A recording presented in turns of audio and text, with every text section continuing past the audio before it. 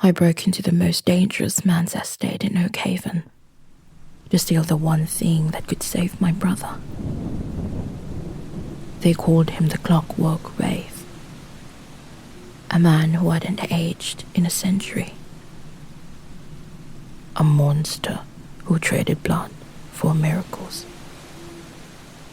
I thought I could take what I needed and disappear before he even knew I was there. I didn't expect him to be waiting for me.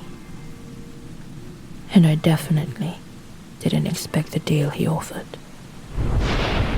30 days. My blood.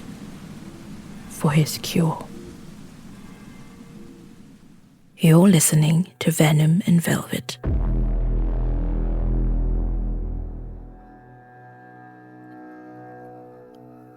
The people of Oakhaven say Blackwood Estate does not breathe.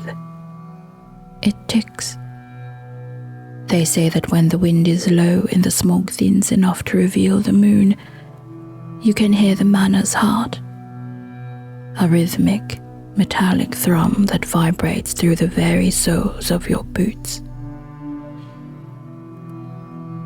It is the sound of a century frozen in brass and iron.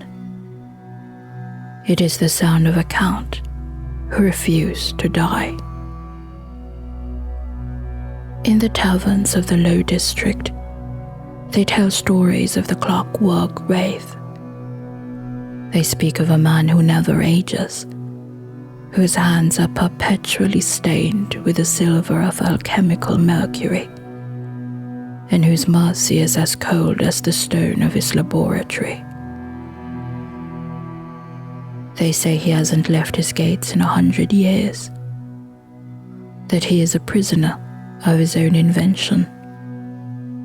Or perhaps it's God. But for those of us with nothing left to lose, the manor isn't a tomb. It is a pharmacy.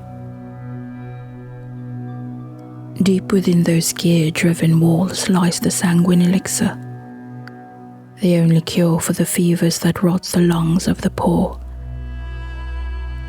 It is a miracle born of shadow, a titration of life itself. Many have tried to steal it. None have ever returned to tell the tale.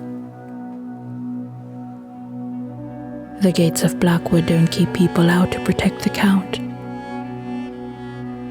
They keep people out to protect the world from the debt he is owed. Because in Oakhaven, everyone knows the law of the laboratory.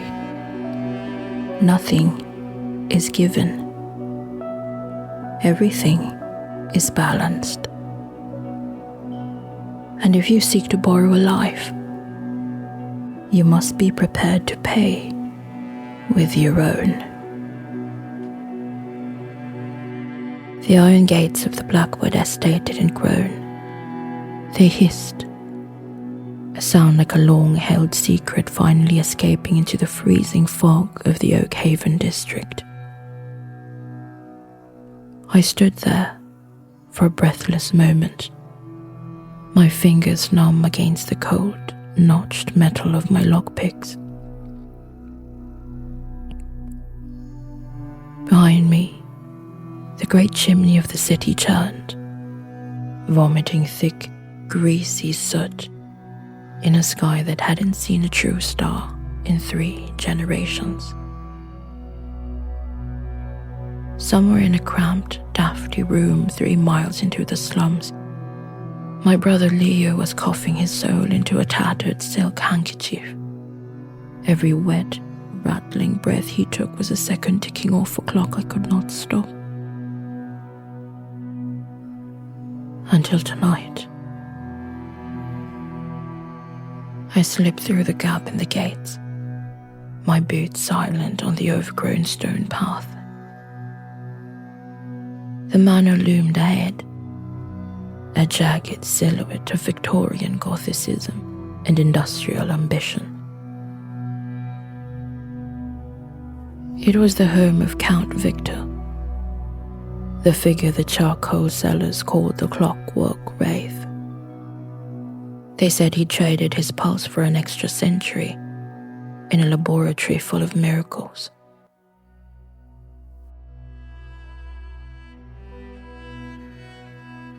In the taverns, they spoke of him as a ghost in a machine, a man who had forgotten the taste of sun and the warmth of human skin, preferring the cold embrace of brass and mercury. I didn't care about his soul. I only cared about the sanguine elixir.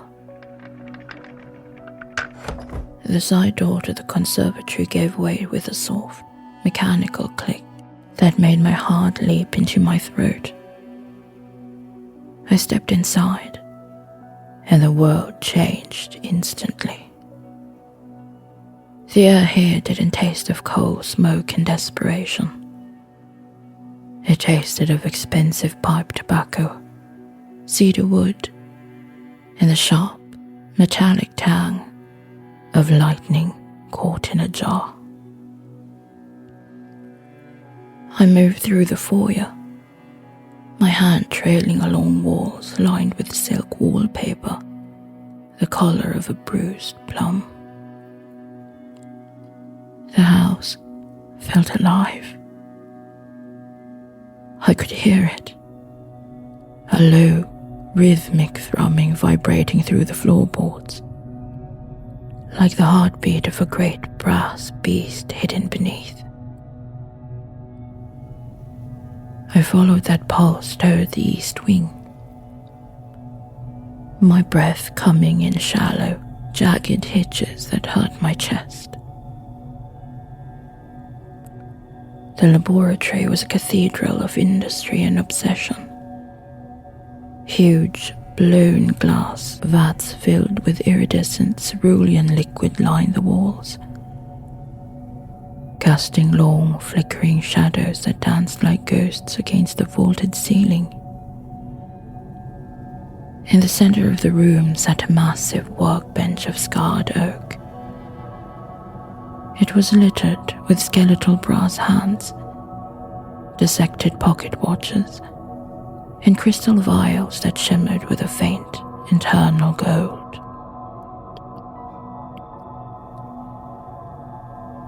My hands shook as I reached for the mahogany cabinet at the end of the bench.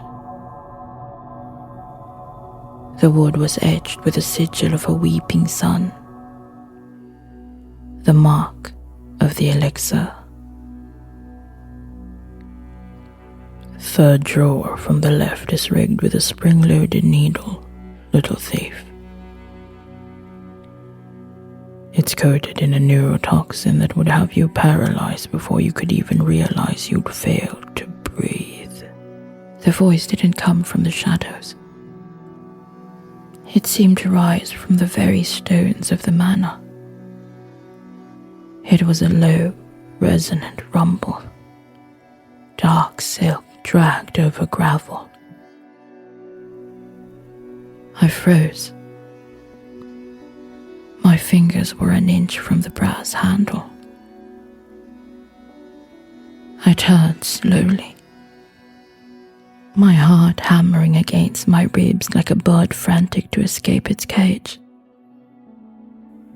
Standing by a high, arched window was the master of the house.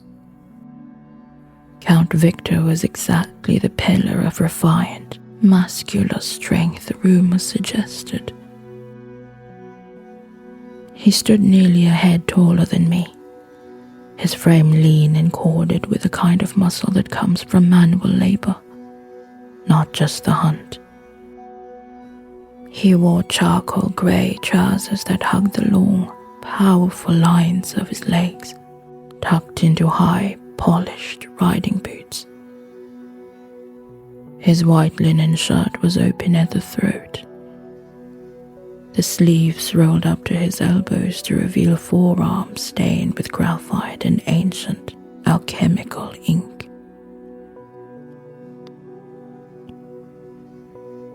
A heavy leather welder's apron was buckled over his chest, cinched at the waist by a broad belt that carried a row of specialized tools.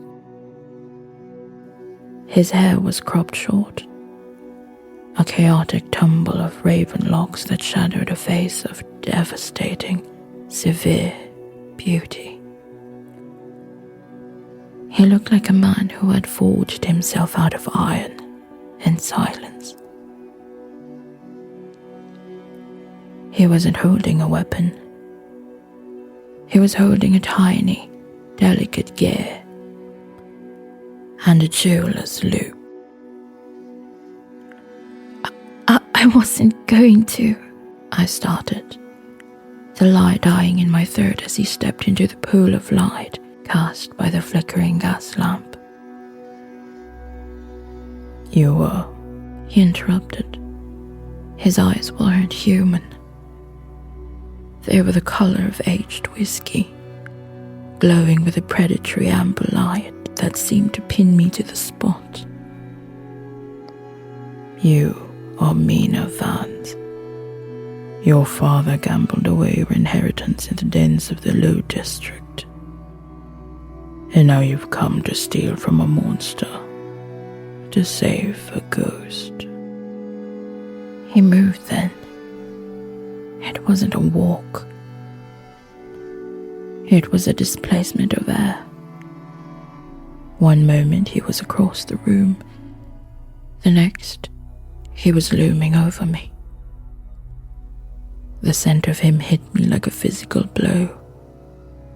Sandalwood, cedar, and something ancient and cold. He reached out, his fingers, long, elegant, and calloused, lifting my chin. The touch was electric. His skin was cool, but the intensity in his gaze was a scorching heat that made my knees feel like water. I could train you here and leave your body for the rats, he murmured, his thumb brushing my lower lip. The movement was deceptively tender, a stark contrast to the flash of fangs that caught the lamplight as he spoke. Or I can make you an offer. I am a man of many talents, Mina, but my work is reaching a stage where I require a steady hand for the titrations. My last assistant lacked the constitution for my lifestyle. And what is the price? I whispered, my voice trembling.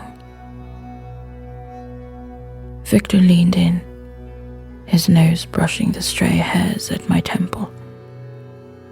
I felt the heat of his breath, the only warm thing about him, as he spoke directly into my ear.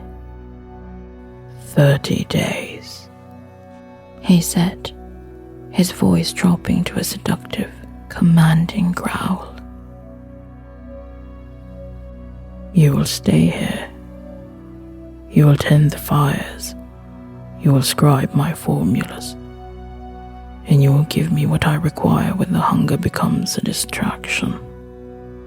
And in return, I will send the elixir to your brother tonight. A life for a life. A debt of blood and time. He pulled back just enough to look me in the eye. In those amber depths, I didn't see a monster. I saw a lonely sovereign in a kingdom of gears, looking for something he couldn't build with brass and mercury. I swallowed hard, my pulse thrumming against his thumb. I accept. The first week was a study in agonizing, quiet proximity. Viktor had kept his word with terrifying efficiency. Within an hour of our bargain, one of his mechanical couriers, a brass bird with a clockwork heart, had vanished into the fog, carrying the gold-hued vial to my mother. A return message had arrived the next morning. Leo was breathing. The fever had broken, and so the dead was sealed. But the manor was a strange cage. For the first few days, Viktor barely spoke to me outside of necessary instructions. He was a creature of the night, emerging from his private quarters only when the sun had fully surrendered to the smoke. My tasks were simple but intimate. I had to clean his drafting tools, polish the brass fittings of the massive vats, and sit at a small desk in the corner of the lab to transcribe his frantic, jagged notes into a leather-bound ledger.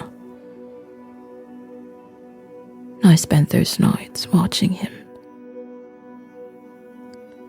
He moved with a predatory grace that never quite settled into stillness.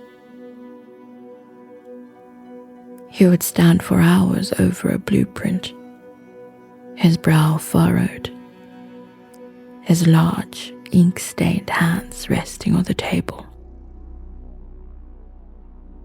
Occasionally, he would discard his leather apron, revealing the way his linen shirt clung to the broad span of his shoulders. I found my eyes wandering to the pulse at his throat, or the way his raven hair caught the orange glow of the furnace. He was a man of immense physical presence, and yet he seemed to move through the house like he was trying not to disturb the air. By the fifth night, the silence between us has begun to thrum with a different kind of energy. "Mina," he said, not looking up from a microscopic ear he was filling. "The mercury in the secondary vat is running low. Fetch the canisters from the cellar." The cellar was cold, smelling of damp stone and earth. When I returned, struggling with the heavy leaden canisters, I found him waiting at the top of the stairs. He didn't wait for me to reach him. He descended 3 steps and took the weight from my arms with a single, effortless motion. Our fingers brushed, just for a second, and the coldness of his skin sent a jolt through me that felt like a physical strike. He didn't pull away immediately. He looked down at me with his amber eyes searching my face in the dim stairwell. "You shouldn't exert yourself so," he murmured, his voice a low vibration that seemed to echo in my bones. "It's my job, Count," I replied, my voice sounding breathier than I intended. "You are here to assist me, not to break yourself," he said, his gaze dropping to my mouth for a fraction of a heartbeat, before he turned and carried the canisters back to the lab as if they weighed nothing at all. That night, the lab felt smaller. Every time he moved past my desk, the scent of cedar and wood smoke enveloped me. And every time he spoke, I felt the phantom touch of his breath on my skin. He was beginning to notice me too. I could feel his gaze on the back of my neck while I wrote. And I would look up to find him watching me from across the room, his expression unreadable, his hands momentarily still. On the 7th night, the tension finally reached a breaking point. "The titration is delicate," he said, his voice unusually tight. "I need you to hold the cooling rod. Do not let it move more than a hair's breadth, or the solution will crystallize." I stepped up to the workbench, my heart already hammering a frantic rhythm. He stood directly behind me, so close I could feel the radiant heat of his proximity, if not his body. He reached around me, his large, scarred hands covering mine on the handle of the rod. The contact was overwhelming. The back of my head was inches from his chin. I could hear the slow, rhythmic hiss of his breath. His arms were like pillars of iron on either side of me, pinning me to the bench without ever truly touching me anywhere else. "Steady," he whispered. But I wasn't steady. My hands were trembling, the copper rod vibrating against the glass. I can't. I breathed. The heat of the furnace and the heat of him making my head swim. Viktor didn't let go. Instead, he leaned in, his chest finally brushing against my shoulders. And he squeezed my hands, his fingers rough and calloused, forcing my grip to hold true. "You can," he rasped, his lips so close to my ear that I felt the ghost of a touch.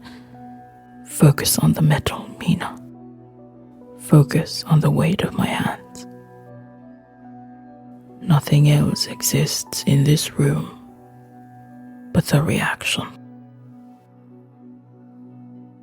I closed my eyes, trying to do as he said, but all I could focus on was the way he smelled, the way he felt, and the way my own body was screaming for him to turn me around and finish the tension that had been building for 7 long, silent nights.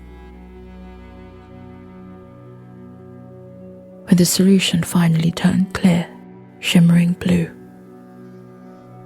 he didn't move. We stayed like that for a long, agonizing minute, wrapped in each other's shadows. The only sound the crackle of the fire and our mingled, uneven breaths.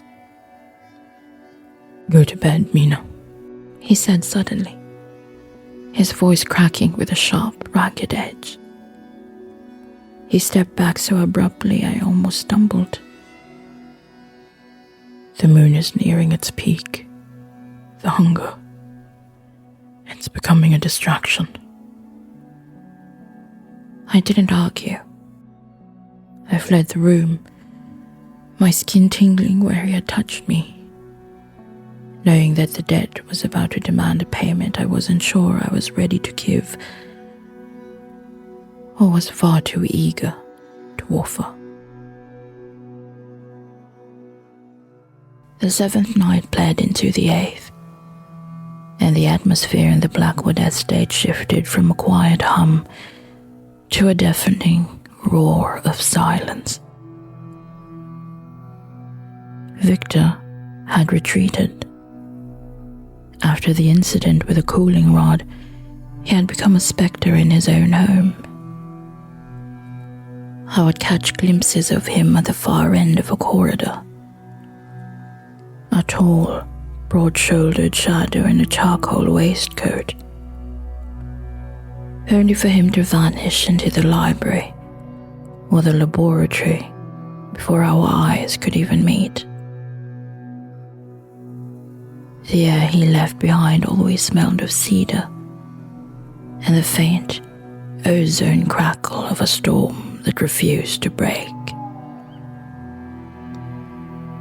I spent my days wandering the drafty halls, my mind replaying the weight of his hand on mine. My fingers still tingled where his calluses had pressed against my skin. I found myself lingering by the laboratory door, listening to the frantic, metallic clinking of gears and the occasional low-register growl of frustration that vibrated through the wood. The hunger was changing him. I could feel it through the walls. On the 10th night, the summons finally came. I was in the kitchen, preparing a tray of tea I knew he wouldn't drink, when a small mechanical sparrow, brass-winged and ruby-eyed, fluttered onto the table. It opened its beak, and Viktor's voice, raspy and strained, emanated from its throat. The library, Mina. Now. My heart did a frantic somersault.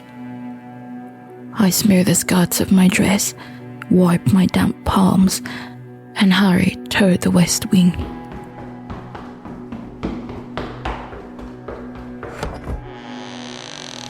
The library was a cavern of leather-bound secrets, lit only by the dying embers of a massive stone fireplace.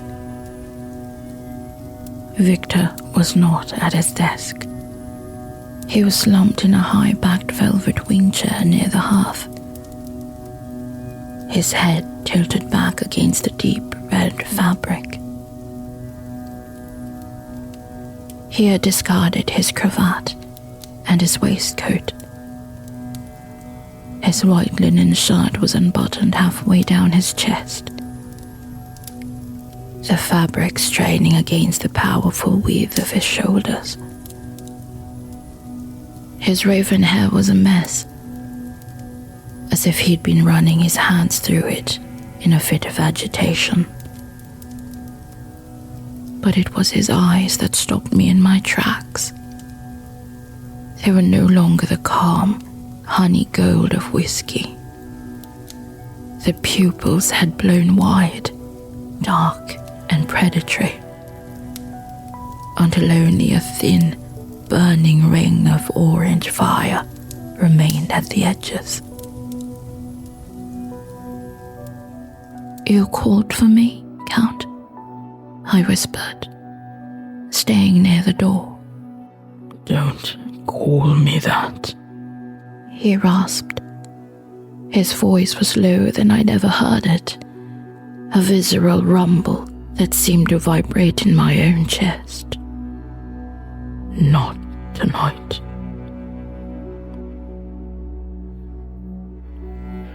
He sat up slowly, his movements heavy and deliberate. He looked exhausted, the severe beauty of his face sharpened by a hunger that looked like physical pain. He tracked the movement of my pulse at the hollow of my throat with a terrifying, singular focus. "The 30 days, I said, stepping closer despite the primal instinct screaming at me to run. "You said you would require sustenance when the distraction became too much." Viktor let out a jagged breath, his hands gripping the velvet arms of the chair so hard I heard the wood groan. It is more than a distraction, Mina. It is a fever. I have spent a century refining my restraint, but you... He trailed off, his gaze snapping up to mine.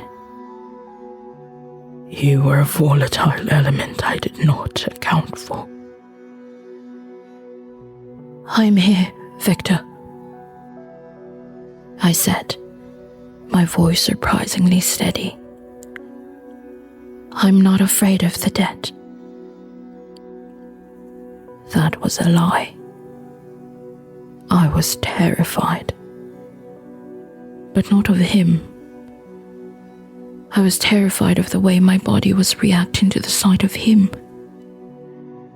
The way the heat was pooling in my belly as I looked at the lean muscle of his chest, and the sheer masculine gravity of his presence.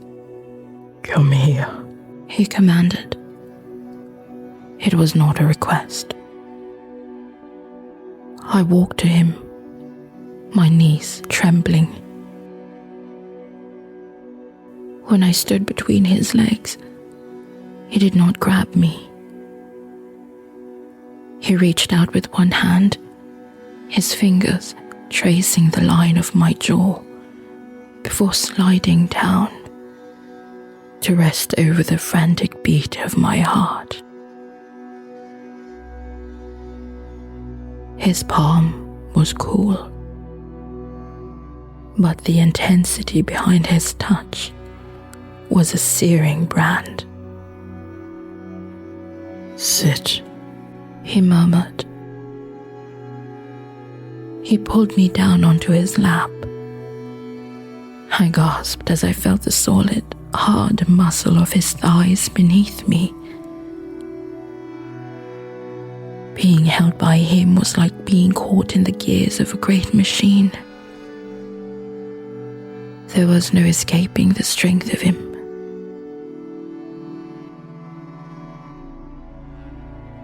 He wrapped one arm around my waist, pulling me flush against his chest. I could feel the silk of his shirt, the heat of his skin, and the overwhelming scent of sandalwood and old books. You are so warm, he breathed, his nose brushing against the skin of my neck. I felt a shiver race down my spine as his lips grazed my collarbone.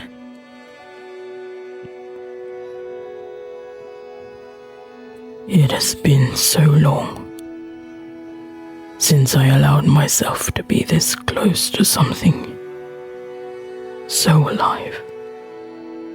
Viktor, I whispered, my head falling back against his shoulder. My eyes fluttered shut.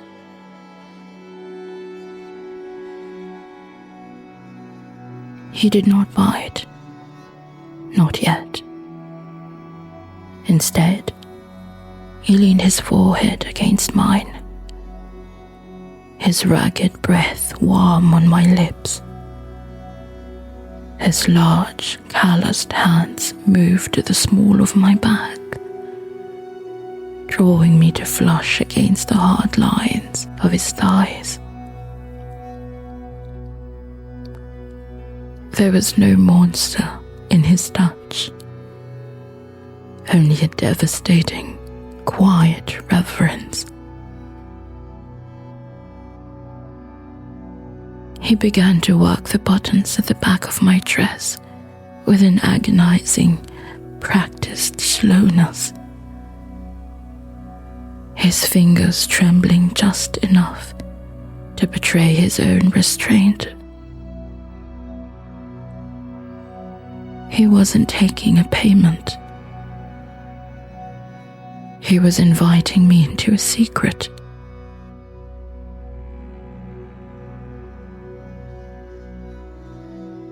He tilted my head back, his thumb tracing the curve of my throat, as if he were memorizing the rhythm of my life before he joined it.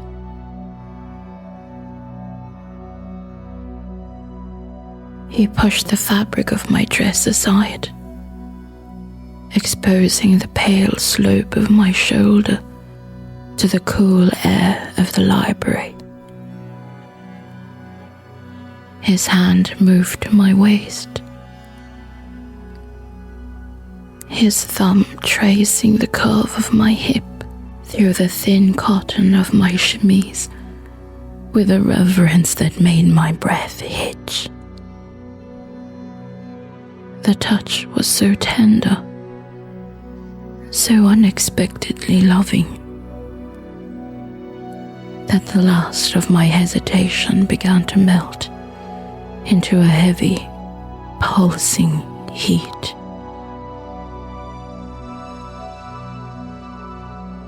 Viktor paused, his forehead resting against mine. I could feel the frantic, ragged edge of his breathing, the sheer effort it took for him to remain still while the hunger clawed at his restraint. He pulled back just enough to look me in the eye, his gaze searching, raw and terrifyingly honest. Mina, he whispered. His voice was a low, splintering rasp. do you trust me? The question was a plea, a bridge offered in the dark. I looked into those burning whiskey eyes and saw not a master claiming a debt, but a soul asking for permission to be seen. I reached up, my fingers tangling in the short, dark silk of his hair, pulling him back toward me. Yes, I breathed.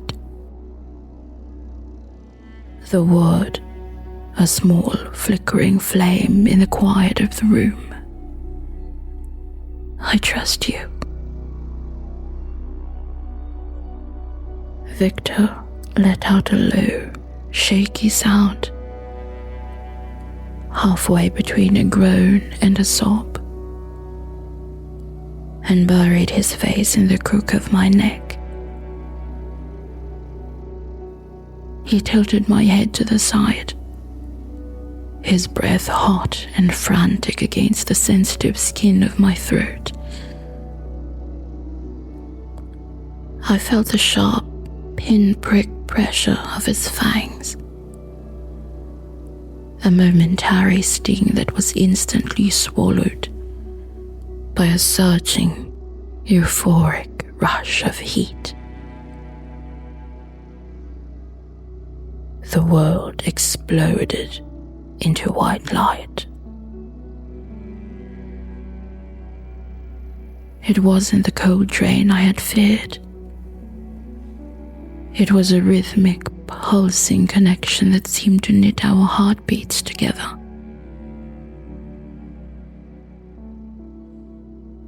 I slumped against him, my hands searching for purchase against his broad shoulders, bunching the fine linen of his shirt in my fists as the languid warmth of his feeding spread through my limbs. In the haze of pleasure and the slow, dizzying hum in my ears, I needed to be closer. I needed to feel the skin of the person saving my brother. The person who looked at me as if I were the only light in a century of darkness.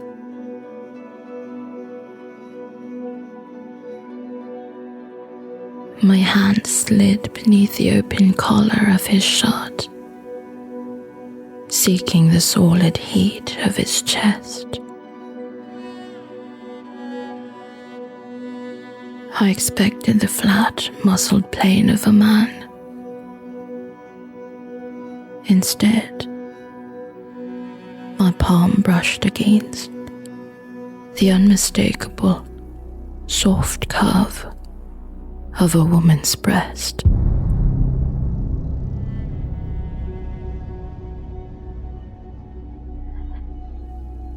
My eyes flew open. My heart, already racing from the feeding, gave a violent lurch. I pulled back, my hands trembling as I stared at him. No, at her. The truth rearranged itself in my mind, piece by piece, and none of it fit the shape I had known. I should have recoiled, not from her, but from the truth I hadn't seen coming. From the realization that everything I thought I understood about her had just shifted. Viktor froze instantly. She pulled her fangs from my neck, a single bead of crimson staining the corner of her mouth, reflecting the dying firelight.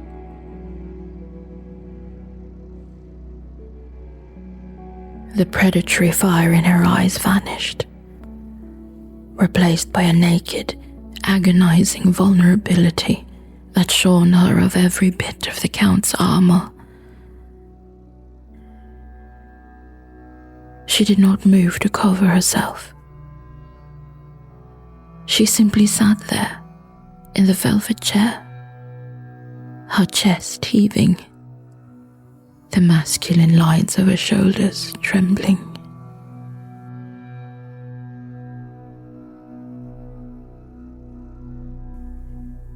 Viktor, I whispered, the name feeling heavy, strange, and beautiful on my tongue. She closed her eyes, her jagged breath escaping her. The real Viktor died of a fever when we were young, Mina. She rasped, her voice thick with a century of suppressed grief.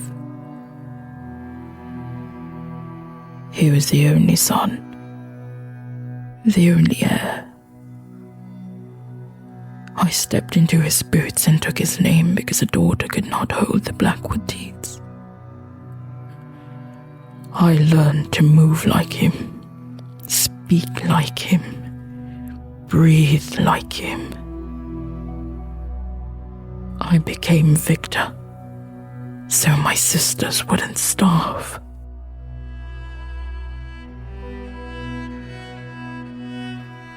She looked at me then, her gaze intense and steady, searching mine not for pity, but for the verdict. She did not look ashamed. She looked like a commander who had finally let her guard slip, waiting to see if she would be betrayed. She reached out, her thumb catching a straight hair on my cheek with a calloused, tender strength.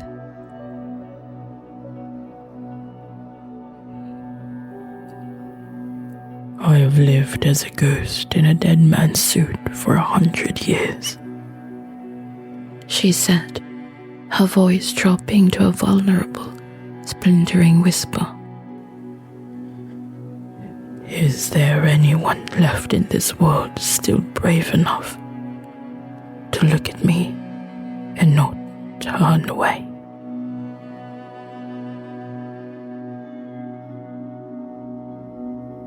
The silence that followed Viktor's revelation was thick, charged with the scent of ozone and the heavy, lingering sweetness of the blood bond. I looked into her eyes, those whiskey-colored depths shorn of their Count's armor, and felt a wave of such profound affection it made my head spin. I reached out, my fingers trembling as I pressed them against the frantic, hidden rhythm of her heart. Viktor, my voice sounding distant, as if I were underwater.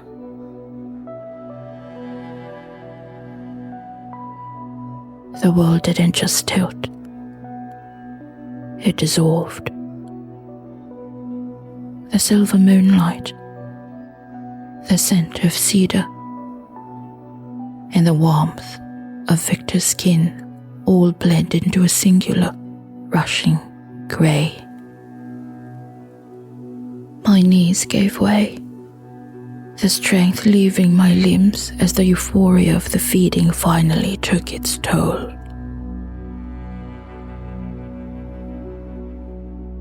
The last thing I felt was the iron-strong brace of her arms catching me before I hit the floor.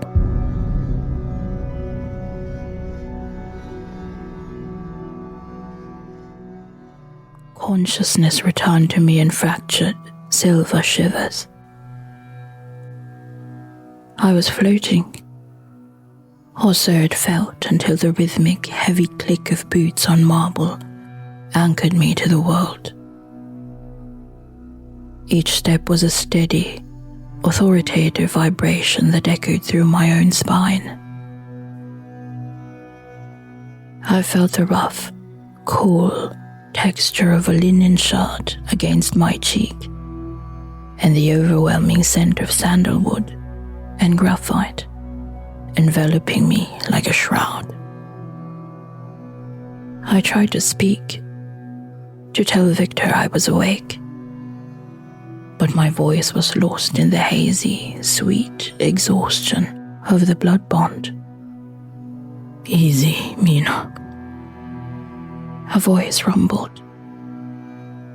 It was low, splintering with a protective guilt so sharp I could almost taste it. I have you.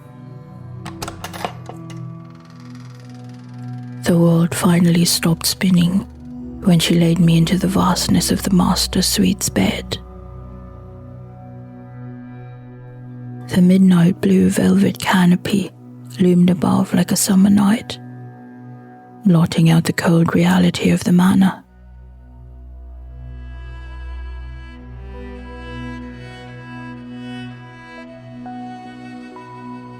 I felt a sudden, cool draft on my skin and realized my heavy traveling dress had been removed, leaving me in my thin, cream-colored chemise. In the flickering amber light of the hearth, the fabric was nearly translucent, tracing the soft curve of my waist and the swell of my hips.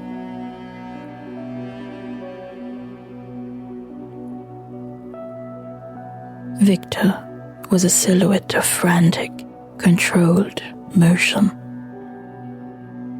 She had discarded her waistcoat, her white shirt clinging to the powerful width of her shoulders as she searched the room for a basin. I drank too deep, she muttered, her jaw set in a pained line. I should have been stronger. I should have been a wall, not a wolf. She moved toward an antique washstand in the corner, pulling open a drawer to find a fresh cloth. As she rummaged through the linens, a small, hidden latch clicked. A secret compartment within the wood, untouched for a century. A single yellowed envelope fell to the floor. Viktor froze. She stared at the paper as if it were a ghost, and with trembling fingers, she picked it up. Her eyes tracked the faded ink on the front. For Vespera. Viktor, I whispered, my voice sounding like crushed velvet. She did not answer. She tore the envelope open, her breath coming in ragged, shallow hitches. As she read, the Count's ironclad stoicism did not just crack. It shattered. She sank to her knees by the washstand, the paper fluttering in her hand. I struggled out of bed, my legs weak but my heart guiding me. I knelt beside her, my thin chemise pooling on the cold floor, and wrapped my arms around her broad shoulders. What is it? I asked softly. It's from him, she rasped, her voice thick with a century of unshed tears. My twin. The real Viktor.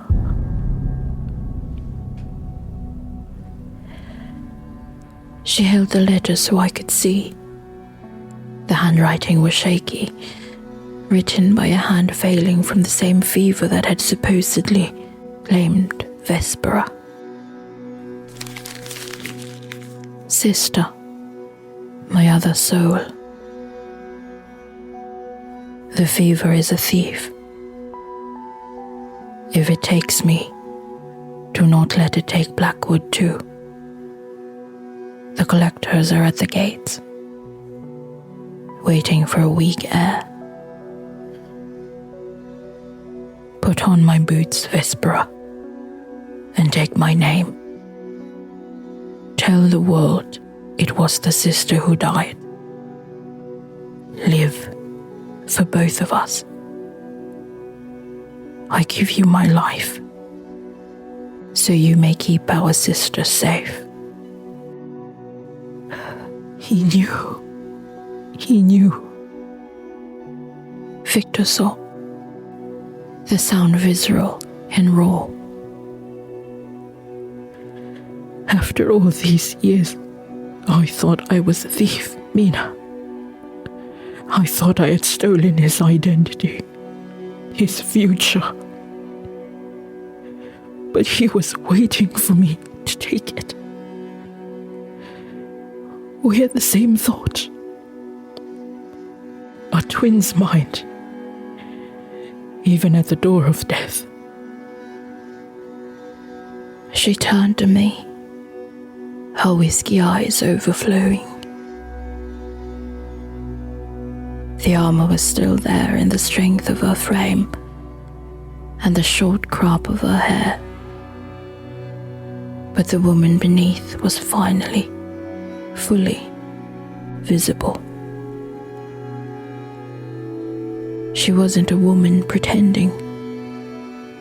She was a sister, fulfilling a promise. I reached up, cupping her severe, beautiful face, wiping the tears with my thumbs. You did not steal anything, Vespera. You saved him.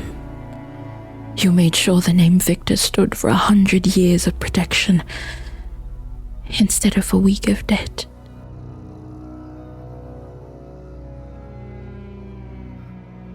Viktor let out a low, shaky sound. A fractured noise halfway between a guttural sound and a sob, and buried her face in the crook of my neck. I felt the dampness of her tears against my skin, A startling, human heat from a woman who had spent a century pretending to be a statue of iron and ice.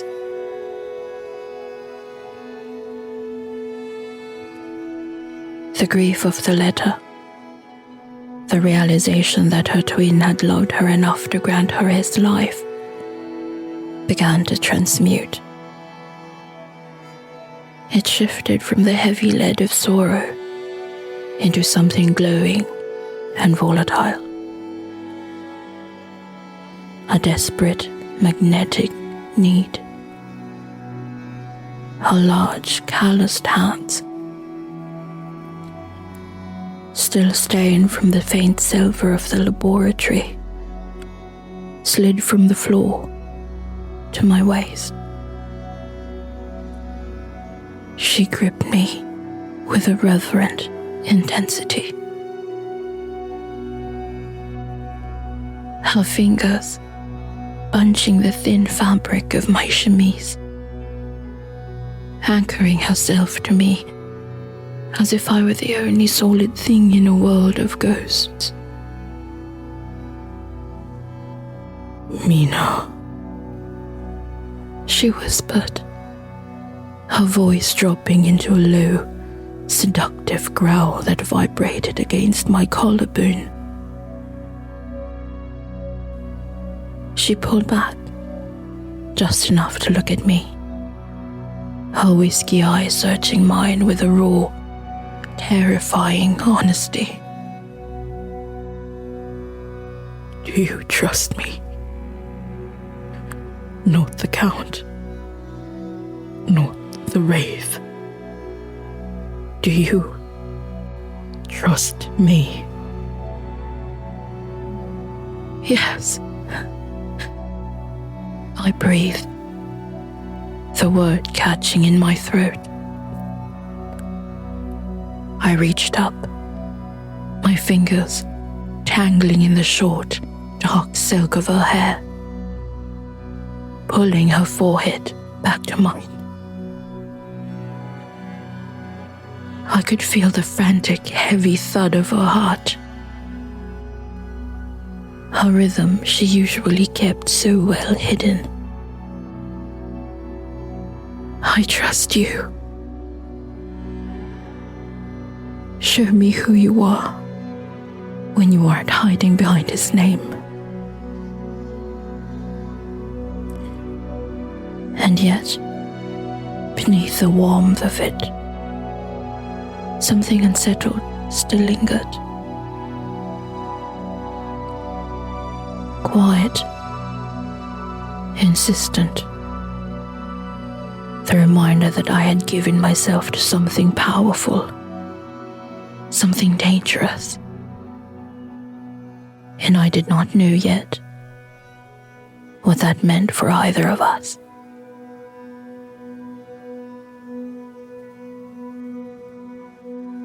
She did not carry me to the bed this time. She led me, our hands entwined so tightly, our knuckles were white. The silk sheets were cool against my skin. But Viktor, no, Vespera, was a pillar of radiant, cooling fire. The encounter was a slow, atmospheric revelation of skin and shadow. Vespera was an expert guide, her every movement tempered by a soul-deep love that had been locked away for a lifetime, fermenting in the dark. She was strong, so much stronger than any man I had ever known. The lean muscle of her arms and the broad span of her shoulders looming over me like a protective canopy. And yet, for all her power, every touch was an education in tenderness. I was clueless, a student of heat I had never known. My breath coming in shallow, jagged hitches as I discovered the hidden maps of my own desire. Vespera was patient, her lips tracing a path of fire over my skin, lingering on the pulse of my wrist, the curve of my hip, the sensitive hollow of my throat.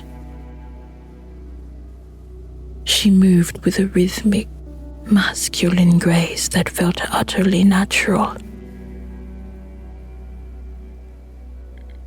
Yet there was a soft, intuitive precision to her touch that only a woman could possess. She showed me that pleasure wasn't a debt to be paid in blood or gold, but a language of the soul that we were inventing in the hush of the midnight hour. In her arms, the steel of Blackwood did not break. It softened, turning to velvet beneath my questing hands.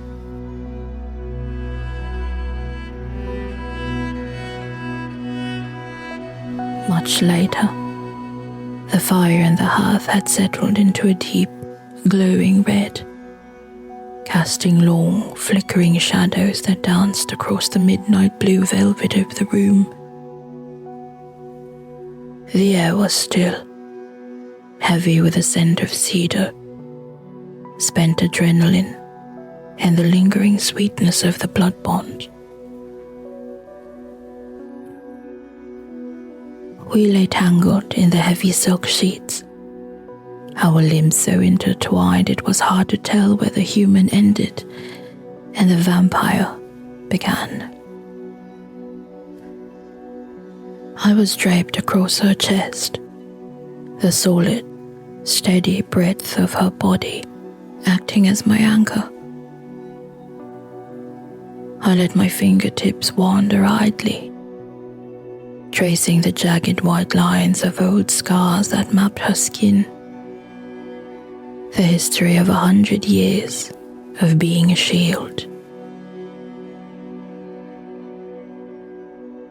My father was Count Alaric, she began softly, her voice a low, soothing vibration in her chest that I felt against my cheek. She paused there, as if the name itself tasted bitter. He was a man of high position, and even higher debts. He loved the fall of the cards more than his own blood. He gambled away the orchards, then the mills, then the very dowries of my sisters. She let out a long, jagged breath, her hand stroking my hair with a rhythmic, steady motion.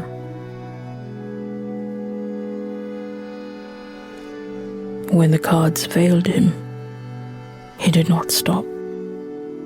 He borrowed from the vipers, men who don't accept apologies or tears as payment. He started scamming the neighborhood lords, selling shadows as substance, desperate to win back a legacy that was already ash. And when they finally caught him in a gutter behind a tavern and took his life, they did not just want his blood. They came for the Blackwood Estate. They expected to find mourning women, 3 sisters and a mother they could toss into the soot of the streets without a second thought. But they did not know about the fever.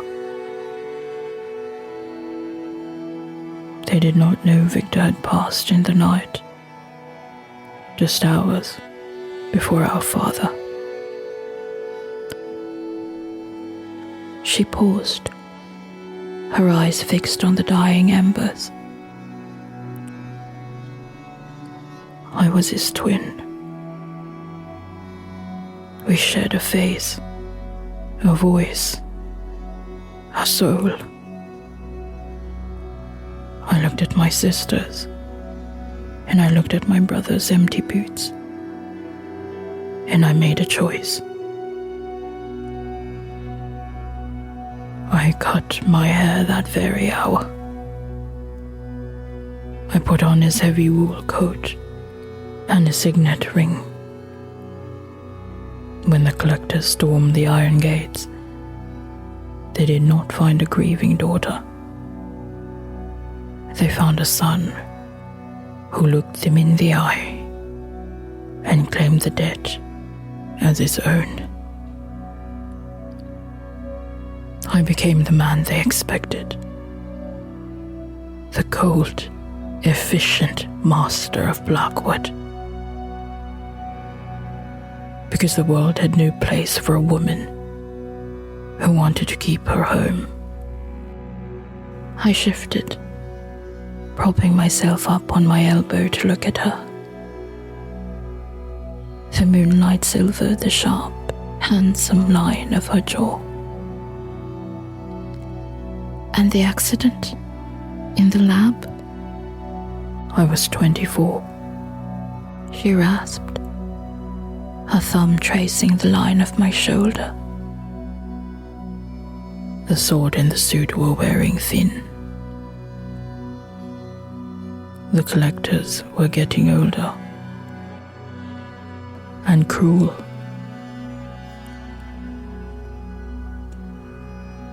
They were waiting for me to age, waiting for the Count to show weakness. I found our father's journals, the ones he'd hidden about the sanguine alchemy. I thought if I could stabilize my blood with mercury and distilled moonlight, I would never tire. I would be the eternal god. A faint, sad smirk touched her lips. The vats exploded. The glass became shrapnel, and the solution entered my veins like molten lead. It did not kill me, Mina. It froze me. It locked me into this form, this masculine silhouette I had spent years perfecting. It gave me the strength to protect my sisters until they lived out their long, happy lives and passed away in their beds, never knowing the price I paid. She pulled me closer, her arms a fortress around me, her chin resting on the top of my head. I've lived as a ghost in a dead man's suit for 100 years, holding the world at bay with a snarl and a gear. She whispered into the dark. But tonight, because of you, because you looked past the iron and the lie, I'm finally Vespera again. And I think, for the first time in a century, I think I finally remember what it feels like to breathe. The weeks that followed the discovery of the letter were a blurred titration of duty and desire. The debt was no longer spoken of. Instead, we moved through the Blackwood Estate like twin stars caught in a shared orbit. The laboratory, once a cold cathedral of science, became the heart of our world. I spent hours at the heavy oak bench, my hands stained with graphite, while Vespera leaned over me, her chest brushing my shoulders as she corrected my formulas. We flirted over bubbling beakers of distilled starlight, and she would catch my waist with one of those large, calloused hands and pull me back against the hard line of her body, her lips grazing the sensitive skin behind my ear, while I tried to focus on the cooling rods. We reclaimed the manor from its ghosts. We found heat in the shadowed corners of the library, the scent of old parchment mixing with the musk of our skin. We found passion on the stone terrace under the watchful eye of a blood moon. Vespera's masculine silhouette shielding me from the biting Oak Haven wind. She was no longer just the Count. She was my partner, my protector, and the woman who finally allowed herself to be loved. But the alchemy in her veins was a volatile master. On the 29th night, the air in the east wing grew thick with the smell of ozone, a metallic, biting scent that made the hair on my arms stand. The secondary vat, Vespera rasped, her amber eye snapping toward the massive brass cylinder. It was humming, a low, terrifying vibration that shook the floorboards. The mercury is destabilizing. The pressure is too high. Oh, we can vent it, Vespera. We've done it before. No. Her voice dropping into that deep, authoritative rumble. She moved with a speed that made her a blur of white linen and leather. The seal is cracked. It's a chain reaction, Mina. The whole wing is going to go. The laboratory began to groan. A deep, tectonic sound that vibrated through the soles of my feet. Glass vials shattered under the mounting pressure, and the cerulean liquids in the vat turned a violent, unnatural orange. Vespera's hand clamped onto my shoulder. Her grip was iron. Her expression, a mask of severe, regal focus. She did not shout. Her voice was a low, terrifyingly firm rumble. Get out, Mina. The secondary seal is gone. It's a chain reaction. I am not leaving you, I said, my voice steady despite the rising hiss of steam. I won't let you burn in this tomb alone. The pressure is at the critical point, she countered, her whiskey eyes locking onto mine with a desperate, commanding intensity. If I don't vent the core, the district will go with us. You have to go. And before I could argue, she moved. She scooped me into her arms with a sharp, guttural intake of breath, and ran. The world became a smear of dark corridors and flickering gaslight. She did not stop at the foyer. She sprinted across the courtyard, her boots striking the gravel in a frantic, rhythmic thud, until we reached the towering iron gates of the estate.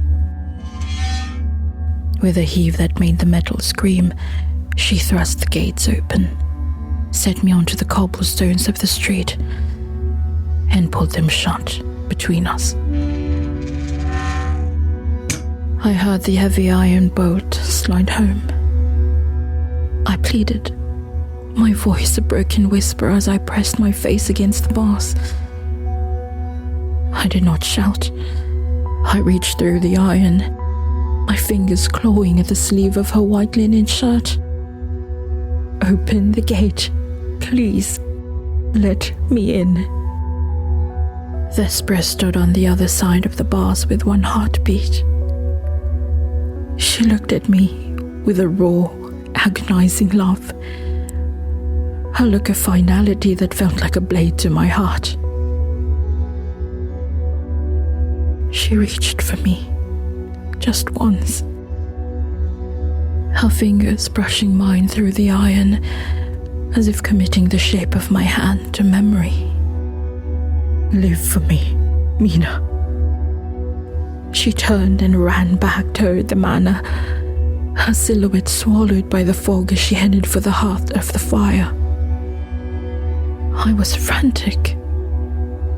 I did not shout for her.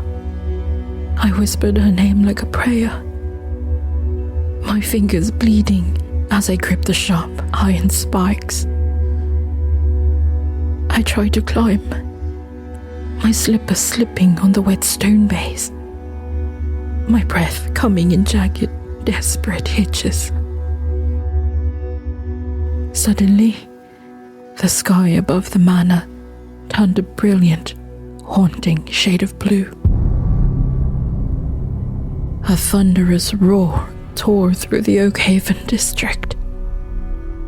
A sound like the earth itself was being ripped apart. The east wing erupted in a geyser of blue and green flames. The supernatural, purifying heat was so intense it forced me back from the bars.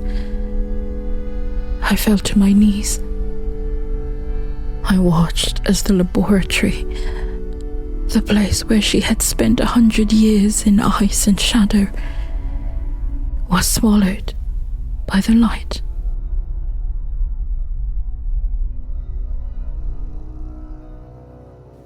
Minutes stretched into something shapeless, measured only by falling ash and the sound of my own breathing breaking apart. I stayed there, pinned to the gate, staring at the roaring inferno through the iron. Then, through the shimmering heat of the doorway, a figure emerged. She was staggering, her gait heavy and uneven. The fine white linen of her shirt was scorched away, and a soft steam rose from her skin as she stepped away from the embers. As she reached the silver moonlight of the courtyard, she looked up. The amber fire was gone from her eyes. They were a deep, stormy grey, sharp and clear. The marble pallor of her face had been replaced by a soft, living flush across her cheekbones. Her raven hair was singed, and as she neared the gate, I could see the sweat on her brow and the rise and fall of her chest that was finally, truly breathing. She reached the gate, her hands shaking and scarred, finding the bolt. It took her several agonizing tries to slide it back, the effortless strength gone from her limbs. The gate swung open with a heavy, rusted groan. I met her in the center of the road, the smoke of the burning manor billowing behind her like a tattered black cape. When I reached her, I did not find the coldness of a wraith. I found the radiating, messy warmth of a woman. It's gone, she rasped, her voice no longer a rumble, but a soft, human vibration. She looked at her hands. The graphite and mercury had been burned away. The steel. It's gone, Mina. The alchemy that had bound her for a century had finally burned itself out, purged in the very fire it had created. "You are warm," I whispered, burying my face in the crook of her neck. I could feel her heart, her fast, frantic, living beat against my own. "Vespera, you're real." She pulled me closer, her arms still carrying that protective, masculine gravity. I looked back at the ruins, my heart sinking. The ledgers, a century of your work, it's all ash. Her faint, knowing smirk touched her lips. She reached into the waistband of her scorched trousers and pulled out a small, oilskin-wrapped bundle she had tucked away. It was the core of her research, the perfected formulas, the truth of the sanguine elixir. "The estate was a cage, Mina," she murmured, her stormy grey eyes finding mine. "I carried the guilt of my brother's name like a shackle, long after my sisters were safe in their graves. I amassed gold I did not need, and lived a life that had already ended. I was waiting for a reason to let it burn." She looked at the ledger, and then towed the flickering lights of the low district, where the chimneys were beginning to cough their first soot of the morning. "I am done being a sovereign of ghosts," she said firmly. I took her hand, no longer cold, no longer unyielding, but warm and certain and real. And for the first time since I had stepped through the iron gates of Blackwood, I realized I was no longer bound by a debt. Whatever came next, whatever hunted us, whatever waited beyond the smoke and the soot, it would not be a life we were forced into. It would be one we chose. Before the sun could fully break through the oak haven smog, Vespera led me to the edge of the woods, far from the reach of the heat and the prying eyes of the neighbors. Beneath the roots of an ancient, twisted willow, she knelt in the dirt. With her own hands, shaking but determined, she dug until her fingers hit wood. She pulled up a heavy, iron-bound chest. It did not contain alchemical tools or mercury. It was filled with a century's worth of gold coin and uncut jewels she had buried, bit by bit, over the decades. "I amassed this as a safety net for my sisters," she said, her voice a low thrum in the morning quiet. "But they never needed it."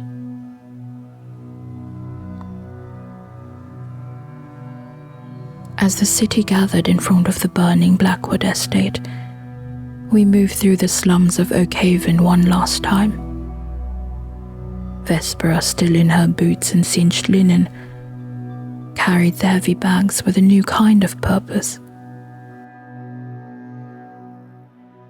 We left the bulk of the gold on the doorstep of the parish orphanage and scattered the rest into the doorways of the desperate, the sick, and the forgotten. It was the final payment of the Blackwood debt, given not to vipers, but to the people the vipers had bled dry.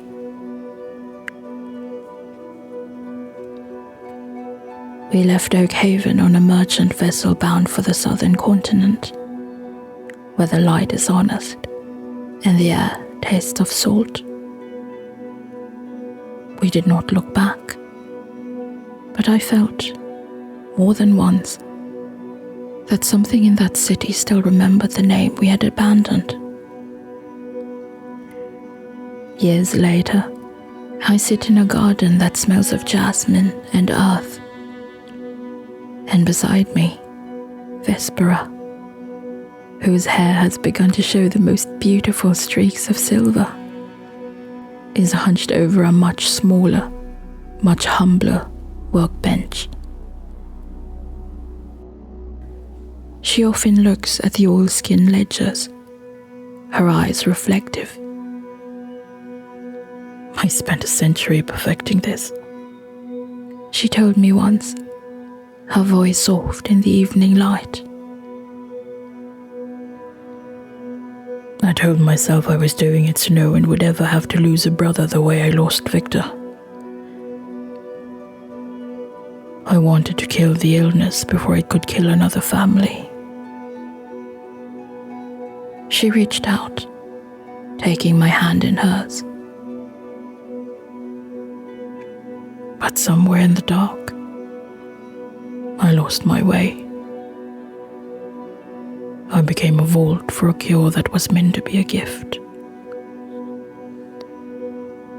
I became something that needed to be broken, and I did not know how to stop myself. She looked at me, a genuine, human smile softening the severe beauty of her face.